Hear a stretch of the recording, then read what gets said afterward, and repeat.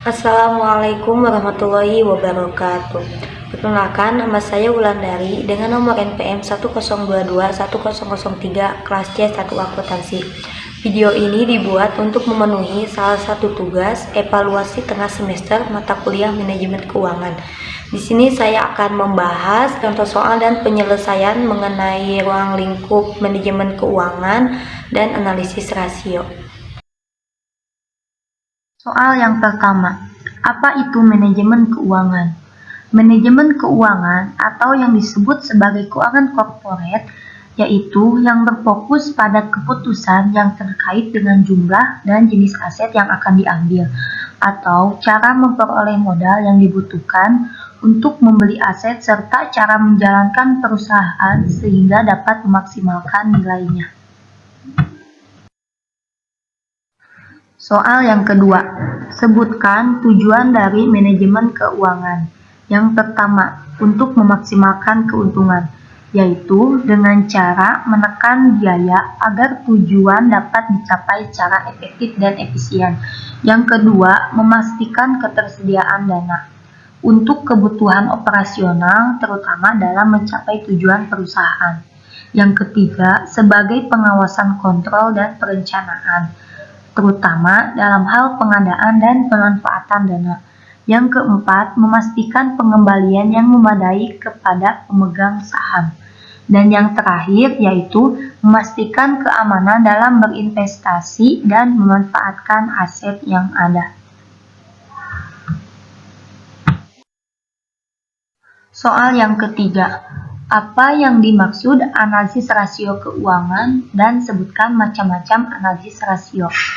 Analisis rasio keuangan atau financial ratio merupakan suatu alat analisis yang digunakan oleh perusahaan untuk menilai kinerja keuangan berdasarkan data perbandingan masing-masing pos yang terdapat di laporan keuangan seperti laporan neraca, laba rugi, dan arus kas dalam periode tertentu. Adapun macam-macam analisis rasio, yang pertama yaitu rasio likuiditas, yang kedua rasio manajemen aset, yang ketiga rasio manajemen utang, yang keempat rasio profitabilitas, dan yang terakhir yaitu rasio nilai pasar. Soal yang keempat, di sini terdapat data dari sebuah perusahaan dari tahun 2016 sampai 2019. Adapun akun-akunnya yaitu ada kas, aset lancar persediaan, dan ada kewajiban lancar.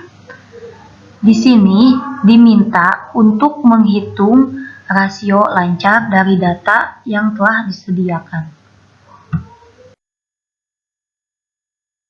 Cara penyelesaian rasio lancar.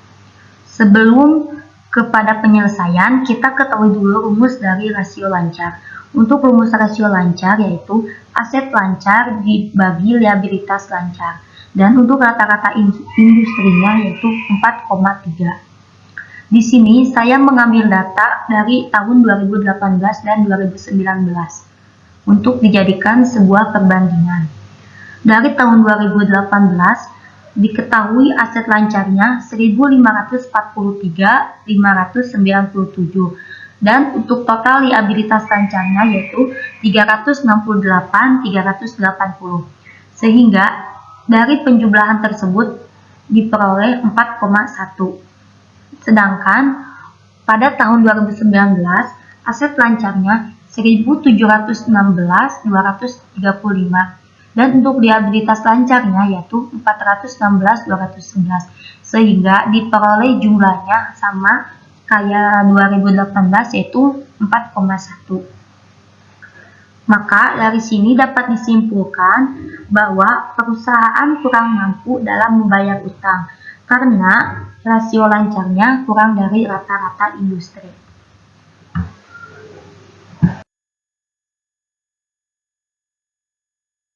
Untuk soal yang terakhir yaitu menghitung cara pengembalian atas aset total. Di sini diketahui bahwa laba bersih perusahaan sebesar 180 juta. dan total asetnya yaitu 20 juta. Maka diminta menghitung ROA pada perusahaan tersebut. Untuk rumus ROA yaitu laba bersih dibagi total aset dikali 100% dengan rata-rata industrinya 9%. Untuk laba bersihnya diketahui yaitu 180 juta dan untuk total asetnya yaitu 20 juta. Sehingga diperoleh dari penjumlahan tersebut senilai 9%. Dapat disimpulkan bahwa perusahaan pada tahun tersebut mampu menggunakan dan memanfaatkan aset secara menguntungkan karena totalnya berada pas dalam rata-rata industri atau di atas rata-rata industri. Sekian pemaparan soal dan penyelesaian dari saya. Mohon maaf bila ada kesalahan. Wassalamualaikum warahmatullahi wabarakatuh.